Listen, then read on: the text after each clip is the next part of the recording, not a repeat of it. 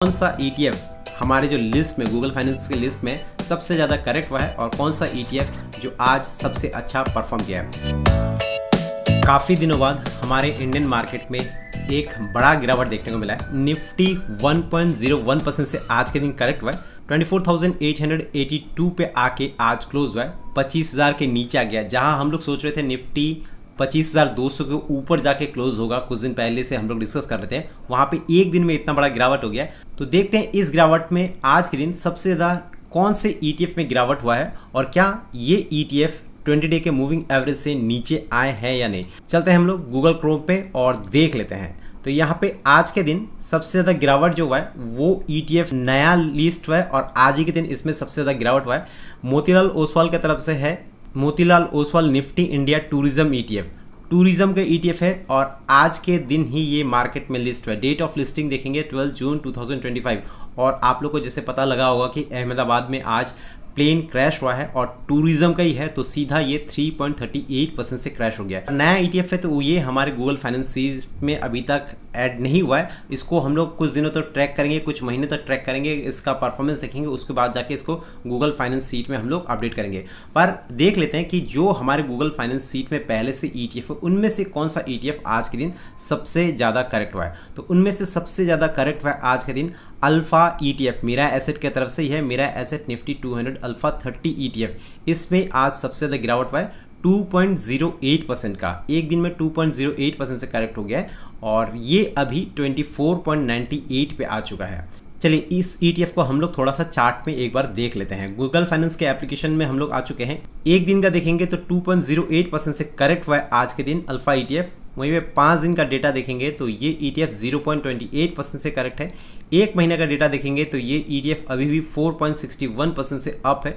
6 महीने का डेटा में देख लेते हैं तो 7.89% से ये ETF डाउन है। वहीं पे एक साल का डेटा देखेंगे तो ये ETF अभी भी 6.44% से डाउन है। और देखेंगे मैक्स में यानी 1.5 साल में इस ETF ने इस गिरावट के बावजूद भी 49.49% का रिटर्न निकाल के दिया है। तो काफ़ी शानदार रिटर्न रहा है वैसे, पर इसका ट्रैक रिकॉर्ड हमारे पास ज़्यादा पुराना नहीं है। ये ETF लिस्ट है अक्टूबर 2023 से मार्केट में। काफ़ी शानदार रिटर्न है उस हिसाब से 1.5 साल में 49.49% का। अब चलते हैं हम लोग फिर से गूगल में और देख लेते हैं आज के दिन सबसे अच्छा परफॉर्म जिस ETF ने किया है, कौन सा ETF है जो आज सबसे अच्छा परफॉर्म किया है। तो आज सबसे अच्छा परफॉर्म किया है निपॉन इंडिया की तरफ से गोल्ड बीज ETF। इसमें आज के दिन हम लोग को 0.83% का अप मूव देखने को मिला है।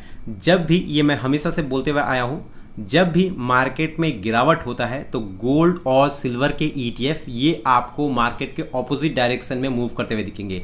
यानी मार्केट अगर गिर रहा है तो गोल्ड और सिल्वर का ETF जो है ये मार्केट के ऑपोजिट डायरेक्शन में चलेंगे, यानी इसमें अप मूव देखने को मिलेंगे। जहां पे हमारा निफ्टी आज 1 पॉइंट से ऊपर करेक्ट हुआ है, वहीं पे गोल्ड पे आज हम लोग को 0.83% का तेजी देखने को मिला है। इसलिए मैं हमेशा कहता हूं कि हमारे पोर्टफोलियो में इक्विटी के ETF तो रहने चाहिए, साथ साथ में कमोडिटी के ETF जैसे कि गोल्ड और सिल्वर, ये हमारे पोर्टफोलियो को प्रोटेक्ट करके चलता है। और आज के दिन अगर आपके पोर्टफोलियो में गोल्ड के ETF है तो आपके पोर्टफोलियो में उतना करेक्शन नहीं हुआ होगा जितना करेक्शन आज के दिन हमारे इंडियन मार्केट में यानी कि निफ्टी में देखने को मिला है। तो मेरा भी जो पोर्टफोलियो का अपडेट है वो भी मैं इस वीडियो को अपलोड करने के बाद अपने चैनल पर डाल दूंगा कि मेरा पोर्टफोलियो आज के दिन कितना करेक्ट हुआ है। वैसे हमारे पोर्टफोलियो में गोल्ड का एलोकेशन उतना कोई खास नहीं है, फिर भी छोटा मोटा इन्वेस्टमेंट ही है। फिर भी देख लेंगे कि निफ्टी से ज़्यादा करेक्ट हुआ है कि नहीं हुआ है, क्योंकि निफ्टी में भी गिरावट हुआ है, निफ्टी मिड कैप में गिरावट हुआ है, निफ्टी नेक्स्ट 50 में भी हम लोग को गिरावट देखने को मिला है, निफ्टी स्मॉल कैप में भी, चारों इंडाइसेस में आज हम लोग को 1% से ज़्यादा गिरावट देखने को मिला है। और सबसे ज़्यादा जो गिरावट हुआ है निफ्टी नेक्स्ट 50 में 1.80% का, निफ्टी मिड कैप में 1.52% का, निफ्टी स्मॉल कैप में 1.44% का और निफ्टी हमारा 1.01% का। सब में 1% से ज़्यादा का करेक्शन हुआ है। तो हमारे पोर्टफोलियो में कितना करेक्शन हुआ है ये मैं इस वीडियो को अपलोड करने के बाद अपने चैनल पर डाल दूंगा, वहाँ पे जाके आप देख सकते हैं टेलीग्राम चैनल पे। चलिए एक बार हम लोग लास्ट में देख लेते हैं अपने गूगल फाइनेंस सीट को कि कोई ऐसा ETF जो अभी 20 डे के मूविंग एवरेज से 2% से ज़्यादा करेक्ट है या नहीं।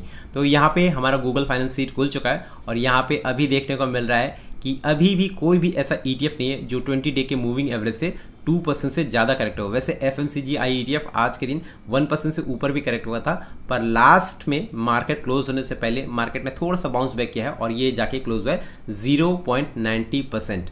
यानी 1% से भी कम ये गिरा हुआ है। पर देखिए यहाँ पे हम लोग 20 डे का एवरेज, मूविंग एवरेज को लेके चलते हैं, तो आपको मिनिमम 20 डेज का टाइम देना पड़ता है। उसमें कैसे मूवमेंट रहता है, अगर मार्केट एक तरफा ऊपर जाता रहेगा तो यहाँ पे आपको कोई भी ऐसे ETF नहीं मिलेंगे जो 20 डे के मूविंग एवरेज से 2% करेक्ट होगा। यहाँ पे मार्केट जैसे आज करेक्ट होके 28,888 के करीब करीब क्लोज हुआ है। यहाँ पे अगर लगातार मार्केट 15 से 20 दिन ऐसा ही रहे तो फिर हम लोग को काफ़ी सारे ऐसे ETF देखने को मिलेंगे इस लिस्ट में जो 20 डे के मूविंग एवरेज से धीरे धीरे हम लोग को नीचे आते हुए दिखेगा, 2% 3% ऐसे नीचे आते रहेगा। तो इसके लिए हम लोग को वेट करना रहेगा। तो चलिए हम लोगों ने डिटेल्स में देखा आज के दिन कि कौन सा ETF हमारे जो लिस्ट में, गूगल फाइनेंस के लिस्ट में सबसे ज़्यादा करेक्ट हुआ है और कौन सा ETF जो आज सबसे अच्छा परफॉर्म किया है। तो आज के वीडियो में बस इतना ही, मिलते हैं फिर कल और एक वीडियो के साथ, तब तक के लिए बाय।